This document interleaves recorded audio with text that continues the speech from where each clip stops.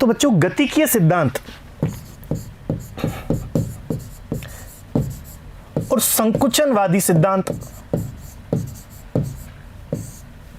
संकुचनवादी सिद्धांत के अंतर्गत यह माना गया है कि पृथ्वी का निर्माण जब हुआ उसके पश्चात पृथ्वी पर उपस्थित जो उच्चावाच है या पृथ्वी पर उपस्थित जो भी निर्माण कार्य हुए हैं, चाहे महासागर या महाद्वीप या विभिन्न प्रकार की जो भी आकृति पृथ्वी पर है, उसका निर्माण संकुचन से हुआ है, अर्थात एक वलन की क्रिया के द्वारा हुआ है। ठीक है, ये एक संकुचित एक विचारधारा थी, लेकिन बाद में बच्चों जैसे जैसे समय गुजरा, जैसे जैसे वैज्ञानिकों ने इस पर रिसर्च की, आगे जाकर के यह मानना बिल्कुल गलत हो गया कि यह संकुचन सिद्धांत मान्य था। इसके पश्चात यह माना गया कि गतिकीय सिद्धांत अर्थात महाद्वीपों में गति देखी गई। इसके बहुत सारे प्रमाण भी आगे हम बताएंगे। ठीक है, तो यहाँ पर हम बता सकते हैं कि संकुचन जो सिद्धांत था वो अमान्य घोषित हुआ और बाद में गतिकीय जो सिद्धांत था उसे ही सही माना गया। अर्थात यह माना गया कि महाद्वीपों की जो उत्पत्ति हुई है, महाद्वीपों का जो वितरण है बच्चों वर्तमान में, वो गतिकीय कारण से है। एक स्थान से दूसरे स्थान पर वो गति कर रहे हैं, जबकि पहले क्या मानते थे कि वो अपनी जगह पर ही है, जहां पर वर्तमान में है उसी जगह पर शुरुआत से उसी स्थान पर थे।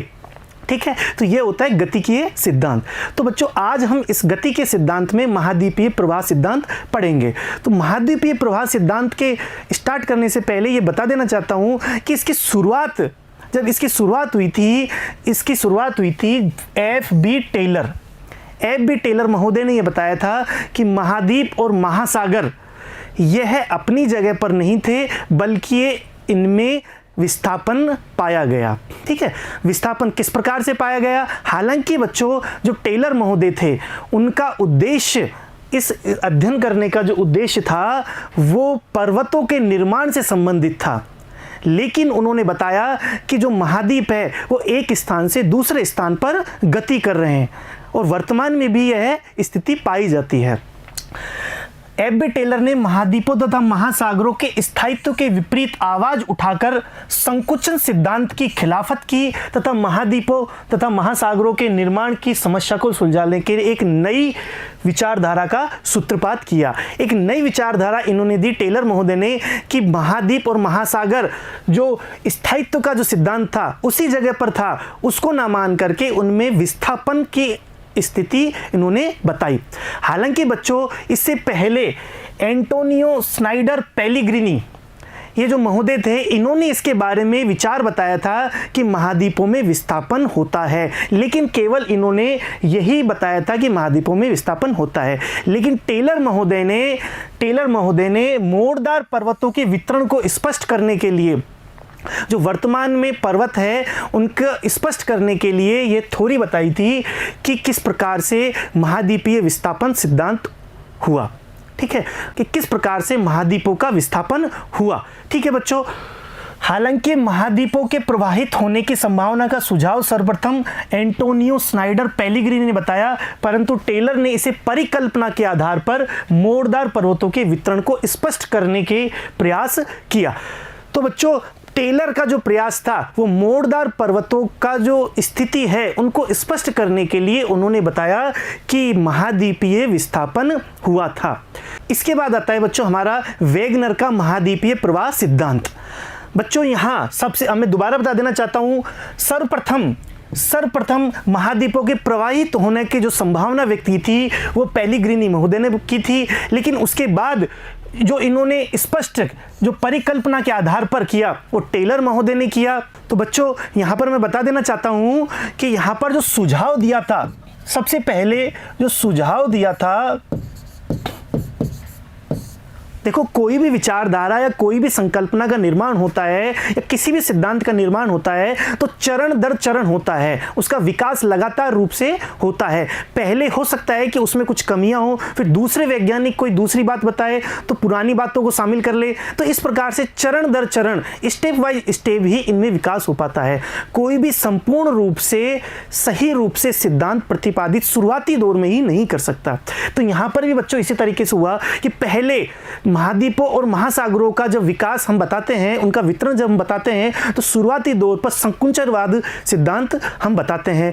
शुरुआती दौर पर जो वैज्ञानिक हुए वो संकुचनवादी विचारधारा के थे। फिर धीरे धीरे इनमें दूसरे प्रकार की संकल्पनाओं का दौर विकसित हुआ और एंटोनियो स्नाइडर पेलिग्री ने सबसे पहले ये सुझाव दिया कि महाद्वीपों में विस्थापन होता है, लेकिन उन्होंने इसके बारे में किसी भी प्रकार की कोई बात नहीं की, किसी भी प्रकार का कोई प्रमाण या तर्क नहीं दिया था। केवल पेलिग्रिनी महोदय ने केवल ये बताया था, ये सुझाव दिया था कि इस प्रकार का विस्थापन हो सकता है। ठीक है, तो उन्होंने क्या दिया था? केवल सुझाव दिया था, लेकिन इसे परिकल्पना में किसने ढाला था? परिकल्पना में ढाला था टेलर महोदय ने। टेलर महोदय ने इसके बारे में बताया था कि महाद्वीपीय विस्थापन सिद्धांत के अंतर्गत ये बताया था कि जो मोड़दार पर्वत है उनका वितरण किस प्रकार से है और उनका निर्माण क्यों हुआ था, इसके बारे में वो बताते हैं कि महाद्वीपीय विस्थापन जब हुआ, महाद्वीपों का एक स्थान से दूसरे स्थान पर जब विस्थापन हुआ, उस कारण से ही इन मोड़दार पर्वतों का निर्माण हुआ। ठीक है बच्चों, तो यहाँ पर टेलर महोदय ने यह परिकल्पना विकसित की। लेकिन बच्चों सिद्धांत के रूप में वैगनर महोदय ने इसे विस्तृत रूप से बताया, बहुत अच्छे से समझाया और इसकी विस्तृत व्याख्या की किसने की? वैगनर महोदय ने। वैगनर का महाद्वीपीय प्रवाह सिद्धांत, महाद्वीपों के विस्थापन के मामले में सबसे अच्छा जो प्रयास किया है, सबसे प्रमुख जो प्रयास किया, उन्होंने वैगनर महोदय ने किया। इनका पूरा नाम था प्रोफेसर अल्फ्रेड वैगनर। टेलर का महाद्वीपीय के विस्थापन की परिकल्पना को सिद्धांत के रूप में प्रमाणों से सिद्ध करने का कार्य अल्फ्रेड वैगनर ने किया। वैगनर जर्मनी के प्रसिद्ध जलवायुवेत्ता थे और वैगनर के सामने मूलभूत समस्या थी जलवायु संबंधी परिवर्तन। तो बच्चों यहाँ पर ये देखने वाली बात है कि जो वैगनर महोदय थे, वो वैगनर महोदय भूगर्भ शास्त्री नहीं थे। ठीक है, वो क्या थे? जलवायुवेत्ता थे। वो जलवायु का अध्ययन करते थे। तब जब उन्होंने जलवायु के अध्ययन करा तो उनके सामने एक समस्या आई। उनके सामने समस्या क्या आई? जलवायु संबंधी परिवर्तन।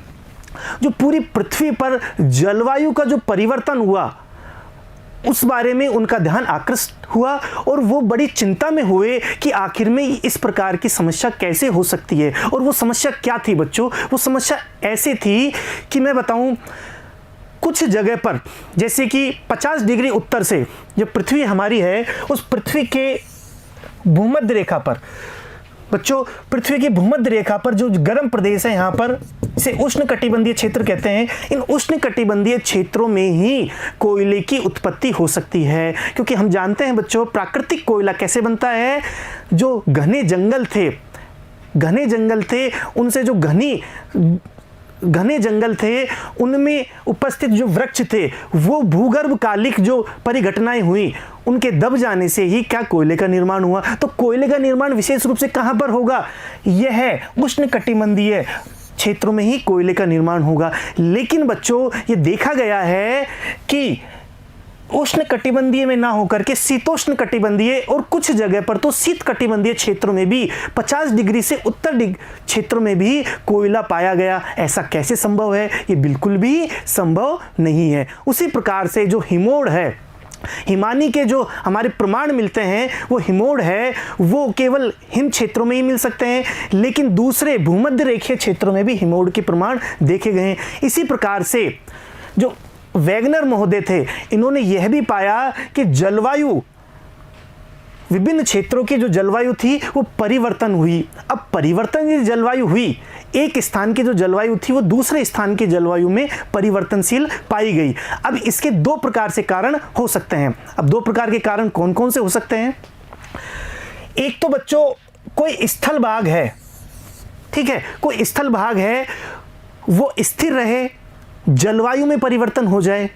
ठीक है, पहला कारण तो क्या हो सकता है कि स्थल भाग है वो स्थिर रहे, जहां पर है वहीं पर रहे, और जलवायु पहले दूसरे समय जो पुरातन काल में दूसरी प्रकार की जलवायु और वर्तमान समय में दूसरे प्रकार की जलवायु हो जाए। तो पहली चीज तो ये हो सकती है। ठीक है, दूसरा रूप क्या हो सकता है कि जलवायु स्थिर रहे, जलवायु स्थिर रहे, जो स्थल है, ठीक है, जो लैंड है, जो स्थल है, वो गतिमान हो। वो स्थानांतरित हो जाए। तो दोनों बातों में से एक बात होना आवश्यक है। तो यहाँ पर यही बात हो सकती है कि इसे दो रूपों में स्पष्ट किया जा सकता है। स्थल भाग एक जगह पर स्थिर रहे, जो स्थल भाग था, जो महाद्वीप थे, जो देश थे, वो वहाँ पर है, जहाँ पर वर्तमान में है वो वहीं पर ही स्थिर रहे, और जलवायु कटिबंधों का स्थानांतरण हो जाए। अर्थात जो वर्तमान में जो उष्ण कटिबंध है वो पहले शीत कटिबंध में था या शीतोष्ण कटिबंध में था, इस प्रकार की चीजें हो, जलवायु कटिबंधों का स्थानांतरण हो जाए और स्थल भाग अपनी जगह पर जहां पर है वर्तमान में उसी जगह पर हो। तो पहली कंडीशन तो इन्होंने ये रखी।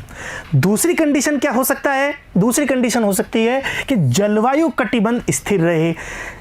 वर्तमान में जो जलवायु कटिबंध है वो कैसे रहे? वो स्थिर रहे, जबकि जो स्थल है, महाद्वीप है या जो देश हैं उनमें स्थानांतरण हो, स्थल भागों का स्थानांतरण हो। बच्चों, इस समझने वाली बात है कि यह जो टॉपिक है हमारा, ये अच्छे से समझना है, ठीक है, कॉन्सेप्चुअल टॉपिक है, अच्छे से समझना है। यहाँ पर जैसे कि बच्चों ये पृथ्वी है, ठीक है, इस पृथ्वी में विभिन्न कटिबंध है, जलवायु के अनुसार विभिन्न कटिबंध है। ये जो मध्य वाला जो कटिबंध है इसे उष्ण कटिबंध कहते हैं। इसके पश्चात यहाँ तक ये शीतोष्ण कटिबंध है और इसके पश्चात ये शीत कटिबंध है। इसी प्रकार यहाँ शीतोष्ण कटिबंध और यहाँ शीत कटिबंध। तो ये जो कटिबंध है वो अपने आप में फिक्स है। यहाँ पर उष्ण गर्मी ज़्यादा पड़ेगी, इसके अलावा जो ध्रुव हैं, दोनों पृथ्वी के जो दोनों ध्रुव हैं वहाँ पर सर्दी ज़्यादा पड़ेगी, शीत कटिबंध कहलाते हैं। जबकि मध्य में भूमध्य रेखा के आसपास का जो क्षेत्र है वो उष्ण कटिबंध कहलाता है और दोनों के जो मध्य का जो क्षेत्र है वो शीतोष्ण कटिबंध कहलाता है। तो जलवायु के जो कटिबंध हैं वो कैसे हैं? फिक्स हैं। अब बच्चों, या तो हम जलवायु के कटिबंधों का स्थानांतरण मान लें कि पहले वर्तमान में तो यह स्थिति है और पहले पुरातन काल में कुछ लाख करोड़ वर्ष पहले इन जलवायु कटिबंधों की स्थानांतरण देखा जाए, अर्थात शीत कटिबंध यहाँ पर हो या यहाँ पर हो, ठीक है, उसी प्रकार से उष्ण कटिबंध अपने स्तर से दूसरी जगह पर हो। इस प्रकार से जलवायु कटिबंधों में स्थानांतरण हो, या फिर जो स्थान जहाँ पर है उन स्थानों में परिवर्तन या स्थानांतरण हो। दोनों में से एक चीजें तो होना आवश्यक है। क्यों होना आवश्यक है? क्योंकि उनके सामने बहुत सारी समस्याएं इस प्रकार की थी, जैसे कि मैंने उदाहरण के द्वारा बताया, कोयला और हिमोड़ का जो मैंने उदाहरण बताया, उस प्रकार की जो समस्या थी उनका निराकरण इन दोनों में से एक के द्वारा ही किया जा सकता है। या तो ये वाली चीज हो या ये वाली चीज हो, दोनों में से एक होना आवश्यक है। तो बच्चों, यहां पर मैं बता देना चाहता हूं कि जलवायु कटिबंधों का स्थानांतरण होना संभव नहीं है। जलवायु कटिबंधों का स्थानांतरण होना संभव नहीं है, इसलिए यह माना गया कि स्थल भाग का ही स्थानांतरण हुआ है। स्थल भाग जो महाद्वीप है, जो देश हैं, जो महादेश हैं, उनका ही स्थानांतरण हुआ है। वो ही अपनी प्रेजेंट जो सिचुएशन है, वर्तमान स्थिति से अलग स्थिति में थे पुरातन समय में, ठीक है। पुरातन समय में जो वर्तमान महाद्वीप है वो अलग स्थिति पे थे और आज वो अलग स्थिति पर है, यही माना जाएगा। तो बच्चों, यहाँ पर ये वाली कंडीशन अप्लाई होगी, ये कंडीशन अप्लाई नहीं हो सकती क्योंकि जलवायु कटिबंधों का स्थानांतरण संभव नहीं होगा। यहाँ पर ये जो जलवायु कटिबंध है वो पृथ्वी के उत्पत्ति के समय से ही लगभग यही रहेंगे, ठीक है बच्चों। तो क्या होगा फिर? अल्टीमेटली इस बात पर सहमति जताई गई कि स्थल भागों का ही स्थानांतरण हुआ होगा, जलवायु कटिबंध का स्थानांतरण नहीं हुआ होगा, ठीक है बच्चों। तो यहां पर हमने इस चीज को स्पष्ट किया और वेगनर महोदय ने बिल्कुल इस बात पर जोर दिया कि बिल्कुल स्थानों का अर्थात स्थल खंड का ही स्थानांतरण हुआ है। वेगनर के अनुसार जो कार्बोनिफेरस युग था, वेगनर ने यह बताया कि कार्बोनिफेरस युग में पृथ्वी जो के जितने भी स्थल खंड थे, पृथ्वी के जो जितने भी स्थल खंड थे वो सभी एक ही जगह पर स्थित थे, वो सभी एक ही जगह पर थे और उन स्थल खंड का नाम दिया उन्होंने पेंजिया। दोबारा से देख लेना है बच्चों कि पृथ्वी के जितने भी महाद्वीप है या जितने भी स्थल भाग है वो सभी एक साथ थे, एक साथ जुड़े हुए थे। जैसे वर्तमान में हमारे मानचित्र में हम देखते हैं कि अलग अलग महाद्वीप जो हमें दिखाई देते हैं, उस तरीके से ना होकर के कार्बोनिफेरस काल में, किस कालखंड में, मैंने टाइम टेबल बताया था आपको, कार्बोनिफेरस जो युग था उसमें जो जितने भी महादेश या जितने भी महाद्वीप थे वो एक साथ जुड़े हुए थे और उसे क्या कहा गया, उस स्थल का नाम क्या दिया गया, पेंजिया नाम दिया गया और उसका अर्थ होता है संपूर्ण पृथ्वी। ठीक है बच्चों, ये हमारे समझ में आ गया होगा कि जितने भी महाद्वीप थे वो सब एक ही स्थान पर थे और बाकी बचा हुआ जो स्थान था, ठीक है बच्चों, स्थल खंड के अलावा जो बचा हुआ स्थान था वो क्या था, वो जल ही जल था। तो पृथ्वी पर या तो स्थल होगा या जल होगा, ये चीज तो आप जानते ही हो। तो जितना भी स्थल था, जितने भी महाद्वीप थे वो एक साथ थे, उसे पेंजिया का नाम दिया गया और पेंजिया का अर्थ होता है संपूर्ण पृथ्वी। ठीक है, और बाकी जो दूसरा स्थान था वहां पर जल ही जल था, उस जल वाले स्थान का नाम क्या दिया गया बच्चों, पैंथलासा। पैंथलासा नाम दिया गया और इसका अर्थ है जल ही जल। तो इस प्रकार से पूरी पृथ्वी को दो भागों में बांट दिया गया, पेंजिया और पैंथलासा। पेंजिया वो है जहां पूरा स्थल भाग था और पैंथलासा क्या था बच्चों, पैंथलासा था जहां पूरा जल भाग विद्यमान था। वैगनर के अनुसार कार्बोनिफेरस युग में संसार के सभी महादेश आपस में जुड़े हुए थे और एक महान स्थल खंड पेंजिया के रूप में विद्यमान थे। पेंजिया का अर्थ है संपूर्ण पृथ्वी। ठीक है बच्चों, और पेंजिया के चारों ओर एक विशाल सागर था जिसे वेगनर ने पैंथलासा कहा। पैंथलासा का अर्थ है जल ही जल। तो पूरी पृथ्वी पर दो ही चीज थी, कोई महाद्वीप नहीं थे, केवल एक बहुत बड़ा स्थल खंड था जिसे पेंजिया नाम दिया गया और दूसरा था पैंथलासा जो जलीय स्थल था। ठीक है बच्चों, तो यहां पर ये बात देखने को मिल सकती है। ऑस्ट्रेलिया, अंटार्कटिका, प्रायद्वीपीय भारत, अफ्रीका एवं दक्षिण अमेरिका मिलकर इस स्थल खंड के दक्षिणी भाग थे जिसे गोंडवाना लैंड कहा गया। जो पेंजिया था बच्चों, जो पेंजिया था, मैं आगे बताऊंगा इसमें, ये पेंजिया था, इस पेंजिया में दरार आई, इस पेंजिया में दरार आई और इस पेंजिया में दरार आने के कारण यह बीच में से टूट गया। यह बीच में से इस प्रकार से टूट गया। ठीक है बच्चों, और टूटने के पश्चात बीच वाले जहां स्थल पर टूटा वहां जल भर गया। ठीक है, वहां जल भर गया और जल भरने के पश्चात ये जो स्थल था ये क्या कहलाया, टेथीज सागर कहलाया। और उत्तर वाला जो क्षेत्र था, ऊपर जो क्षेत्र था उत्तर वाला, उसे लोरेंसिया कहा गया, उस लोरेसिया कहा गया और दक्षिण वाले को क्या कहा, गोंडवाना लैंड। ठीक है बच्चों, यहां पर दोबारा देख लेना है, पहले कार्बोनिफेरस काल में पूरी पृथ्वी एक ही थी, एक ही स्थल खंड था पूरी पृथ्वी का और उसे क्या कहा गया, पेंजिया कहा गया। यह पेंजिया है और बाकी जो जल वाला क्षेत्र है उसे क्या नाम दिया, पैंथलासा।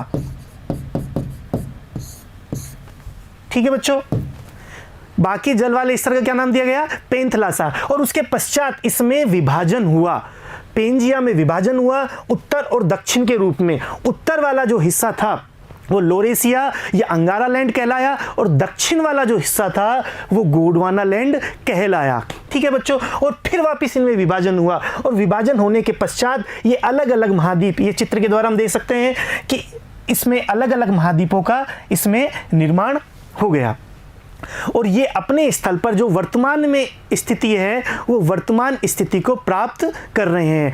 भविष्य में ऐसा वैज्ञानिक बता रहे हैं बच्चों कि यह एक साइकिल है, एक चक्र है कि पेंजिया का निर्माण और फिर उसका विभाजन, फिर उसका निर्माण और फिर उसका विभाजन, इस प्रकार से दो साइकिल हो चुके हैं और तीसरा साइकिल अब बनने की, तीसरा जो चक्र है वो चलने को तैयार हो गया है। तो इस प्रकार से पेंजिया और पैंथलासा का हमने यहाँ पर देखा, उत्तरी भाग था उसे अंगारा लैंड या लोरेसिया का नाम दिया और दक्षिणी भाग का नाम दिया गोंडवाना लैंड। ठीक है बच्चों, तो गोंडवाना लैंड में कौन कौन से महाद्वीप, जो प्रेजेंट में कौन कौन से महाद्वीप है, ऑस्ट्रेलिया, दक्षिण अमेरिका, अफ्रीका, प्रायद्वीपीय भारत, अंटार्कटिका, ये सब यहाँ पर दिखाई दे रहे हैं। ठीक है, ये अफ्रीका है, ये दक्षिण अमेरिका है, ये ऑस्ट्रेलिया है, ये अंटार्कटिका है। इस प्रकार से विभिन्न महाद्वीपों का हमने यहाँ पर उल्लेख किया और इस प्रकार से ये वर्तमान स्थिति यहाँ पर हम देख रहे हैं। इस प्रकार से यहाँ ये एशिया, ये अफ्रीका, उत्तरी अमेरिका, दक्षिण अमेरिका और विभिन्न प्रकार के यहाँ पर हमने एक साइकिल के रूप में, एक चक्र के रूप में इसकी स्थिति जानी। ठीक है बच्चों, यहाँ पर हमने इसको इस तरीके से देखा। उत्तरी अमेरिका, यूरोप एवं एशिया इस स्थलखंड के उत्तरी भाग थे जिसे अंगारा लैंड या लोरेशिया कहा गया। जो उत्तर भाग था, उत्तर भाग से बने उत्तरी अमेरिका, यूरोप और एशिया, प्रायद्वीपीय भारत को छोड़ करके बच्चों संपूर्ण जो एशिया था वो अंगारा लैंड का हिस्सा था और प्रायद्वीपीय भारत वो गोंडवाना लैंड का हिस्सा था। इन दोनों खंडों के बीच टैथी सागर स्थित था। ये मैंने बताया था बच्चों आपको कि पेंजिया का विभाजन हुआ और पेंजिया के विभाजन के होने के पश्चात उत्तर भाग और दक्षिण भाग अलग अलग हो गए और बीच में जो सागर बना बच्चों, इसमें देखो यहाँ पर इस तरीके से ये जो क्षेत्र था यहाँ पर जल भर गया और ये सागर का जो निर्माण हुआ उसे कहा गया टेथीज सागर और आगे चल करके यही टेथी सागर हिमालय की उत्पत्ति का कारण बना। ठीक है, तो यहाँ पर हमने इस चीज को देखा। वैगनर ने यह भी माना कि उस समय दक्षिणी ध्रुव दक्षिणी अफ्रीका में डरबन के पास एवं उत्तरी ध्रुव प्रशांत महासागर में स्थित था। जो दक्षिण ध्रुव था वो दक्षिण अफ्रीका में जो डरबन नामक जो शहर है उसके समीप था और उत्तरी ध्रुव था वो कहाँ था, प्रशांत महासागर में विद्यमान था। इस प्रकार से उत्तरी ध्रुव और दक्षिणी ध्रुव का भी विस्थापन पाया गया। तो यहाँ पर यह देखा गया है ना केवल महाद्वीपों का विस्थापन हुआ बल्कि बच्चों ध्रुवों का भी विस्थापन देखा गया। ठीक है, इस प्रकार की यहाँ पर हमने ये चीज देखी। इसके पश्चात देखते हैं कि कार्बोनिफेरस युग में पेंजिया का विखंडन प्रारंभ हुआ एवं महाद्वीपों का वर्तमान रूप पेंजिया के विखंडन एवं इन विखंडित स्थल खंडों के विभिन्न भागों में प्रवाहित होने के फलस्वरूप हुआ। जैसा कि मैंने बताया कि जो वर्तमान स्वरूप है इन पेंजिया के विखंडन होने के कारण ही वर्तमान स्वरूप आ सका है। ठीक है बच्चों, इसके बाद बच्चों वैगनर महोदय बताते हैं कि जो पर्वतों का जो निर्माण हुआ वो पर्वतों का निर्माण भी इसी ही विस्थापन के कारण हुआ। अब किस प्रकार से विस्थापन हुआ कि बच्चों यूरोप और एशिया, जिसे हम समूहित रूप से क्या कहते हैं, यूरेशिया भी कह सकते हैं। तो यूरेशिया, प्रायद्वीपीय भारत और अफ्रीका, इन तीनों का प्रवाहित होने से, किधर, उत्तर की ओर प्रवाहित होने से विभिन्न अल्पाइन और हिमालय पर्वत श्रेणियों का निर्माण हुआ। अल्पाइन जो श्रेणी थी यूरोप में स्थित और हिमालय जो श्रेणी है भारत के उत्तर में, इन श्रेणियों का जो विकास हुआ है, जो निर्माण हुआ है, इन्हीं विस्थापन के कारण हुआ है। उसी प्रकार से बच्चों रॉकीज और एंडीज जो पर्वत श्रेणियां हैं उनका निर्माण भी पश्चिम की ओर गति के कारण होने से, उत्तर अमेरिका और जो दक्षिण अमेरिका महाद्वीप है उनके पश्चिम की ओर गति होने से ही उनका निर्माण भी इसी वजह से हुआ है। यूरेशिया, अफ्रीका, प्रायद्वीपीय भारत में भूमध्य रेखा की ओर, ठीक है, उत्तर की ओर भूमध्य रेखा की ओर, क्योंकि बच्चों यह जो पेंजिया था वो कहां पर था, यह लगभग अफ्रीका के आसपास था। ठीक है, वर्तमान जो अफ्रीका है उसके आस था और उत्तर की ओर इसमें दो प्रकार की गति आई, जैसे कि हम आगे देखेंगे, एक तो उत्तर की ओर और एक पश्चिम की ओर। तो उत्तर की ओर जो गति है और साथ ही पश्चिम की ओर जो गति है वो किन कारणों से आई और उनके वजह से क्या क्या हुआ, यहाँ पर देखते हैं। उत्तर की वजह से जो गति आई उसकी वजह से अल्पाइन और हिमालय पर्वत श्रेणियों का निर्माण हुआ और पश्चिम की ओर गति होने से बच्चों रॉकीज और एंडीज पर्वत श्रेणियों का निर्माण हुआ, ऐसा उन्होंने बताया था। इसी प्रकार एंडीज एवं रॉकी पर्वत श्रृंखलाओं का निर्माण पश्चिम की ओर प्रवाहित होने से उत्तरी और दक्षिण अमेरिका के पश्चिम किनारों के समुद्र तल की चट्टानों की रुकावट के कारण मुड़ जाने से हुआ है। ठीक है बच्चों, यहाँ पर एक चीज और मैं बता देना चाहता हूं कि इस तरीके का रॉकीज, यहाँ उत्तरी अमेरिका में बच्चों रॉकीज पर्वतमाला और दक्षिण अमेरिका में एंडीज पर्वतमाला, शुरुआती दौर में ये सभी जो महाद्वीप थे ये एक ही स्थान पर, यहाँ पर इस जगह पर स्थित थे। ठीक है बच्चों, यहाँ पर सब सारे महाद्वीप इस स्थान पर स्थित थे। इसके बाद पेंजिया में, जिसे क्या कहा हमने, पेंजिया कहा, और बाकी जो स्थान था वो क्या था, पेंथलासा अर्थात जल वाला क्षेत्र। और सभी महाद्वीप यहाँ पर स्थित थे। इसके पश्चात उनमें विभाजन हुआ और विभाजन होने के पश्चात दो प्रकार की गति उनमें देखी गई, एक तो उत्तर की ओर और एक पश्चिम की ओर। उत्तर और पश्चिम की ओर दो प्रकार की गति उनमें देखी गई थी। उत्तर की ओर जो गति थी उसके पश्चात बच्चों यूरेशिया और वर्तमान उत्तर की ओर जो गति थी बच्चों वो इस प्रकार की थी, और पश्चिम की ओर जो गति थी उसकी वजह से यहाँ से जो स्थलखंड इधर की ओर आए, पश्चिम की ओर आए, और उनकी वजह से रॉकीज और एंडीज पर्वतमालाओं का निर्माण हुआ। और उत्तर की ओर गति के कारण हिमालय और इस प्रकार के अल्पाइन जो पर्वतमाला थी यूरोप में स्थित, वहाँ उनका निर्माण हुआ। तो यह प्रत्यक्ष ये प्रमाण बताते हैं वेगनर के द्वारा कि इस प्रकार की क्रियाओं के द्वारा इन पर्वतमालाओं का निर्माण हुआ था। इसके पश्चात देखते हैं बच्चों कि सिद्धांत के पक्ष में प्रमाण कौन कौन से हैं जो कि इस वेगनर के सिद्धांत को प्रमाणित करते हैं। इसके पक्ष में कौन कौन से प्रमाण हैं उसके बारे में हम चर्चा करेंगे कि अटलांटिक के दोनों तटों को ही नहीं अपितु संसार के जितने भी बच्चों महाद्वीप है उन यदि महाद्वीपों को हम मिला दे, कंप्यूटर की सहायता से यदि मिला करके देखें तो वो ऐसे लगते हैं जैसे कि एक कागज को फाड़ करके अलग करने के पश्चात उसके कई टुकड़े करने के पश्चात उनको वापस से एक साथ मिला दिया गया हो। और उसी प्रकार से यहाँ पर संपूर्ण महाद्वीपों को मिलाकर पेंजिया का रूप दिया जा सकता है। वर्तमान स्वरूप के जो बच्चों महाद्वीप है उनको हम यदि एक साथ ला करके देखें तो वो ऐसा लगता है जैसे कि पहले कुछ समय पहले वो पेंजिया का रूप था, जिसे कहते हैं जिगसा फिट। इस तरीके से यहाँ पर ये देखने वाली बात है। यदि हम भूगर्भिक प्रमाणों के बात के आधार पर बात करें तो बच्चों यहां पर यह भी देखने वाली बात है कि अटलांटिक महासागर के दोनों तटों पर स्थित पर्वत क्रमों में भी समानता पाई जाती है। अटलांटिक महासागर के दोनों तटों पर अर्थात अफ्रीका में और दक्षिण अमेरिका में उसी प्रकार से दोनों महाद्वीप, और उसी प्रकार से यदि उत्तर के स्तर पर देखें तो उत्तरी अमेरिका और यूरोप में वहां पर भी बच्चों भूगर्भिक प्रमाणों के आधार पर हम कह सकते हैं कि पहले कुछ समय पहले यह एक ही पेंजिया का रूप था।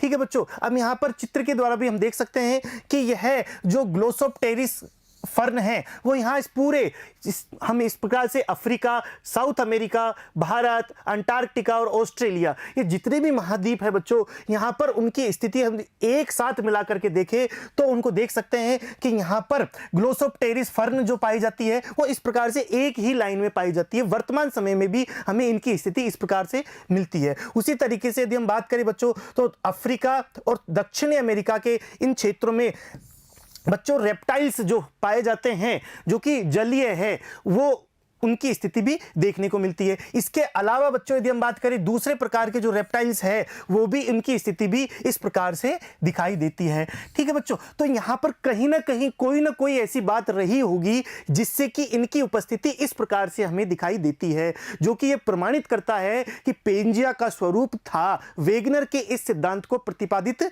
करता है बच्चों। इसके बाद देखते हैं दोनों तटों पर चट्टानों में पाए जाने वाले जीव अवशेष या फोसिल्स जो है तथा वनस्पतियों के अवशेष में पर्याप्त समानताएं देखने को मिलती है। जितने भी बच्चों यहाँ पर देखने वाली बात है कि जितने भी यहाँ पर महाद्वीप है उनकी स्थिति इस प्रकार से पाई जाती है कि जो इनके फोसिल्स है, जो कि अवशेष हम प्राप्त करते हैं वर्तमान में, उनका एक क्रम पाया जाता है जो कि विशिष्ट क्रम यहां पर देखने को मिलता है। स्कैंडिनेविया के उत्तरी भाग में पाए जाने वाले लेमिंग नामक छोटे जंतु बच्चों, स्कैंडिनेविया अर्थात उत्तरी यूरोप में जो स्कैंडिनेवियन जो कंट्री है वहां पर एक विशेष लेमिंग नामक जंतु पाए जाते हैं।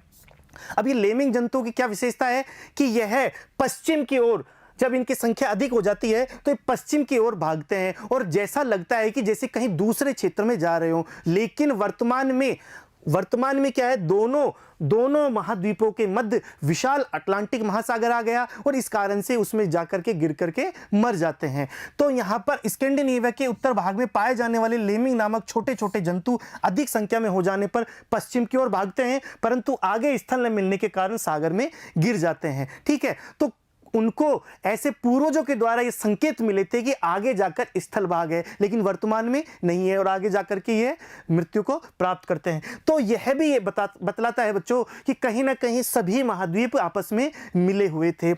हम यदि भूगर्भिक रूप से देखें तो आर्कियन जो क्रस्ट है, आर्कियन क्रस्ट की स्थिति हम इस प्रकार से प्राप्त कर सकते हैं, इस प्रकार से उनको देख सकते हैं कि इनकी स्थिति किस प्रकार से थी। और ऐसा लग रहा है बच्चों, यदि हम भूगर्भिक रूप से भी देखें तो ऐसा लग रहा है कि जैसे ये पहले किसी समय एक ही थे। इनकी स्थिति देखने पर हमें प्राप्त चल रहा है। साथ ही प्रोटोजोइक जो माउंटेन जो बेल्ट है, प्रोटोजोइक जो बेल्ट है, जो कि बच्चों यहां पर स्पष्ट रूप से देखने को मिलती है कि इनकी स्थिति बिल्कुल एक समान, देखो बच्चों यहां से बिल्कुल एक समान देखने को मिल रही है कि जैसे ये एक ही रहे हों। यहां पर इनकी स्थिति ऐसी लग रही है जैसे ये एक ही रहे हों और बिल्कुल घनिष्ठता के साथ में मिले हुए हैं। साथ ही जिग्सॉ फिट तो बैठ ही रहा है। जिग्सॉ फिट का मतलब इनकी आकृति, इनके तट यहां पर देखने को मिल रहे हैं। ठीक है बच्चों, इसी प्रकार से यदि हम बात करें दोनों तटों पर जो विभिन्न प्रकार की जो चट्टाने हैं, चाहे वो गोंडवाना चट्टाने हो, ठीक है बच्चों, चाहे वो प्राचीन ग्रेनाइट हो, क्रिस्टेशियस इओसीन हो, पूर्व सिल्यूरियन हो, सिल्यूरियन कार्बोनिफेरस, जितनी भी प्रकार के चट्टाने हैं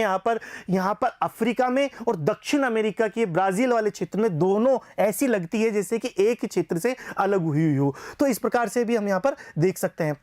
यदि सोने के निक्षेप की यदि बात करें तो यहां पर घाना के तट पर बच्चों, घाना के तट पर सोना पाया जाता है, लेकिन सोने की उत्पत्ति के लिए जिम्मेदार जो शिराएं हैं बच्चों, वो यहां पर घाना तट पर नहीं मिलती। वो कहां मिलती है? ब्राजील में मिलती है। तो जबकि ब्राजील में शिराएं मिलती है, सोना अपेक्षाकृत कम पाया जाता है, जबकि सोना मिलता है घाना में। तो जहां पर शिराएं मिलेगी वहीं पर ही सोना प्राप्त होगा, जिससे कि सोने की उत्पत्ति हुई।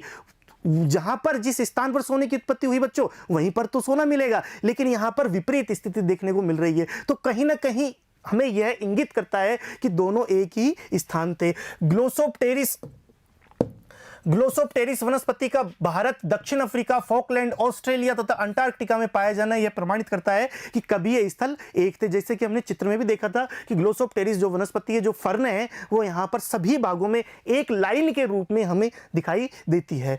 कार्बोनिफेरस युग के हिमानीकरण के प्रभाव का ब्राजील, फॉकलैंड, दक्षिण अफ्रीका, प्रायद्वीपीय भारत तथा ऑस्ट्रेलिया में पाया जाना तभी संभव हो सकता है जबकि सभी स्थल भाग एक रहे हों तथा दक्षिणी ध्रुव डरबन के पास रहा हो। बच्चों इनकी जो स्थिति है, वर्तमान में जो इनकी स्थिति है वो इस प्रकार से है कि यहां पर हिमानीकरण के प्रभाव देखे जाते हैं, लेकिन इसमें से कुछ स्थान हैं जो कि वर्तमान में भूमध्य रेखीय क्षेत्रों के समीप है, उष्णकटिबंधीय क्षेत्रों में है। ऐसा कैसे संभव था कि उष्णकटिबंधीय क्षेत्रों में हिमानीकरण के प्रभाव देखे गए हों? ये तभी संभव है बच्चों कि जब दक्षिणी ध्रुव वर्तमान डरबन के पास में हो और इन सभी महाद्वीप या इन सभी स्थल खंडों की स्थिति एक साथ हो, तो वहां पर एक ही समय के हिमानीकरण के प्रभाव देखने को मिलेंगे। इसके बाद बात करें तो 50 डिग्री उत्तरी अक्षांश पर बच्चों, 50 डिग्री उत्तरी अक्षांश पर इतनी ज्यादा दूरस्थ क्षेत्रों पर वहां पर कोयले की प्राप्ति संभव नहीं है, किसी भी कारण से संभव नहीं है। ठीक है, लेकिन फिर भी उन क्षेत्रों में कोयले के निक्षेप पाए जाते हैं। क्या कारण है? आखिर ऐसे कौन से कारण है कि वहां पर भी इतनी दूरस्थ क्षेत्रों में, अर्थात इतनी ध्रुवों के नजदीक क्षेत्रों में 50 डिग्री के आसपास वहां पर कोयले के निक्षेप मिलते हैं? अमेरिका, रूस, चीन तक फैले हैं, जबकि कोयला विषुवतीय प्रदेश के कठोर वनों के वृक्षों से प्राप्त होता है। हम जानते हैं कि कोयला जो होता है बच्चों कि विषुवतीय प्रदेश के जो कठोर वनों के जो वृक्ष होते हैं उनसे ही प्राप्त होते हैं, जबकि वो वर्तमान में कहां पाए जाते हैं? 50 डिग्री उत्तरी अक्षांश में पाए जाते हैं। तो कहीं तो कोई बात है, कहीं तो ऐसी बात थी कि जिससे कि वेगनर के इस प्रमाण को सिद्ध करता है। तो घाना तट पर सोने के बड़े निक्षेपों की उपस्थिति व उद्गम चट्टानों की अनुपस्थिति। निक्षेप तो है, सोना तो पाया जाता है, लेकिन उद्गम चट्टानें यहां पर नहीं पाई जाती। तो क्या कारण है कि बिना उद्गम चट्टानों के भी सोना पाया गया? तो कहीं ऐसी कोई बात है कि एक आश्चर्यजनक तथ्य है, सोना युक्त सिराएं ब्राजील में पाई जाती है। ब्राजील कहां है? दक्षिणी अमेरिका में। वर्तमान समय में तो काफी डिस्टेंस है। अतः यह स्पष्ट है कि घाना में मिलने वाले सोने के निक्षेप ब्राजील पठार से उस समय निकले होंगे जब ये दोनों महाद्वीप एक दूसरे से जुड़े थे। तो ये सब प्रमाण क्या सिद्ध करते हैं? वेगनर की थ्योरी को सिद्ध करते हैं कि वेगनर जो बताते हैं कि किस प्रकार से महाद्वीपों में विस्थापन हुआ है, वो यहां पर यह सिद्ध करते हैं। बच्चों प्रवाह संबंधी जो बल है वो किस प्रकार से हुए? तो मैंने बताया था बच्चों कि प्रवाह संबंधी जो बल थे वो उनकी दिशा थी वो किस प्रकार के थी? एक तो उत्तर दिशा और एक पश्चिम दिशा। तो पश्चिम और उत्तर दिशा दो प्रकार की उनमें दिशा पाई गई प्रवाह की, और उनमें बल किस प्रकार से पाए गए आइए देखते हैं कि पेंजिया में विभाजन हुआ तो उसमें दो दिशा में प्रवाह हुए, उत्तर की ओर और पश्चिम की ओर। उत्तरी विस्थापन गुरुत्व बल और प्लवनशीलता के बल के कारण हुआ क्योंकि सियाल सीमा पर तैर रही है। बच्चों, सियाल सीमा पर तैर रहा है, जो ऊपरी जो सियाल भाग है जो हम पृथ्वी के ऊपरी स्तर पर है वो सीमा पर तैर रहा है। इस वजह से क्या हुआ, उत्तर की ओर विस्थापन हुआ। पश्चिम की ओर विस्थापन के लिए वेगनर ने चंद्रमा की ज्वारीय शक्ति एवं पृथ्वी के पश्चिम से पूर्व की ओर घूर्णन को माना। तो बच्चों, हम ये जानते हैं कि पृथ्वी जो घूम रही है उसकी दिशा क्या है, पश्चिम से पूर्व की ओर। पश्चिम से पूर्व की ओर पृथ्वी घूम रही है, साथ ही जो चंद्रमा है उसकी ज्वारीय शक्ति, इन दोनों के कारण पश्चिम की ओर विस्थापन पाया गया। तो बच्चों, यहाँ देखने वाली बात है कि जैसे कोई चीज़ यूँ घूम रही है या पश्चिम से पूर्व की ओर घूम रही है, तो पश्चिम से पूर्व की घूमती हुई चीज़ों के साथ में पूर्व की ओर उसकी रगड़ देखने को मिलेगी, पूर्व की ओर उसमें ऊपरी बल देखने को मिलेगा, अर्थात विपरीत दिशा में बल मिलेगा। ये उसी प्रकार से है जैसे कि कोई व्यक्ति आगे की ओर भागे, आगे की ओर भागने पर जो वायु है, जो पवन है, उसे पीछे की ओर धक्का देती है, ठीक है, पीछे की ओर बल लगाती है, और इसी प्रकार से हम बल को, उस पवन को चीरते हुए आगे निकल जाते हैं। उसी प्रकार से बच्चों, पृथ्वी पश्चिम से पूर्व की ओर घूम रही है, साथ ही चंद्रमा की जो ज्वारीय शक्ति है, इन दोनों के कारण ही पृथ्वी पर ऊपरी स्थल पर जो स्थित महाद्वीप है वो पूर्व से पश्चिम की ओर जाएंगे। ठीक है बच्चों, पृथ्वी पश्चिम से पूर्व की ओर घूम रही है और इस वजह से क्या होगा, जो महाद्वीप है वो पूर्व से पश्चिम की ओर जाएंगे। यह बिल्कुल स्पष्ट बात इन्होंने वेगनर महोदय ने बताई। साथ ही जो उत्तर की ओर जो विस्थापन है वो गुरुत्व बल के कारण था, ठीक है, क्योंकि बच्चों भूमध्य रेखा के बजाय ध्रुवीय क्षेत्रों में गुरुत्वाकर्षण बल अधिक पाया जाता है और इस वजह से महाद्वीपों का स्थापन उत्तर की ओर पाया गया। साथ ही प्लवनशीलता जो तैरने के कारण भी यह उत्तर की ओर देखा गया। इस प्रकार के दो प्रवाह संबंधी बल इन्होंने बतलाए थे। ठीक है बच्चों, वेगनर इन दोनों जो दोनों बल थे इनसे संतुष्ट नहीं थे। हालांकि बच्चों उन्होंने बता दिए थे कि इस प्रकार के बल लगे होंगे, ये कल्पना उन्होंने की थी, लेकिन इस दोनों ही बलों से वो संतुष्ट और सहमत, स्वयं के सिद्धांत में ही सहमत नहीं थे। तो उन्होंने क्या करा, उन्होंने विश्व जगत को ये खत लिखा कि भाई मैं तो क्या हूँ, जलवायुवेत्ता हूँ, मुझे इसके बारे में ज़्यादा पता नहीं है, मैं केवल एक बहुत महान रिसर्च कर रहा हूँ, विश्व के भूगर्भिक संबंधी एक महान रिसर्च कर रहा हूँ और विज्ञान साइंस के जितने भी दूसरे सेक्टर है, जितने भी दूसरे जो क्षेत्र है, उनसे मुझे सहायता चाहिए। तो दूसरे लोगों को उन्होंने खत लिखा, विश्व जगत को उन्होंने खत लिखा कि विज्ञान के दूसरे क्षेत्रों से भी मुझे सहायता की आवश्यकता है। तो क्यों लिखा, क्योंकि इस बारे में वो सहमत नहीं थे, संतुष्ट नहीं हो पाए थे, आत्मसंतुष्टि की भावना नहीं आई थी कि इस प्रकार के बल के कारण भी महाद्वीपों का विस्थापन हुआ होगा।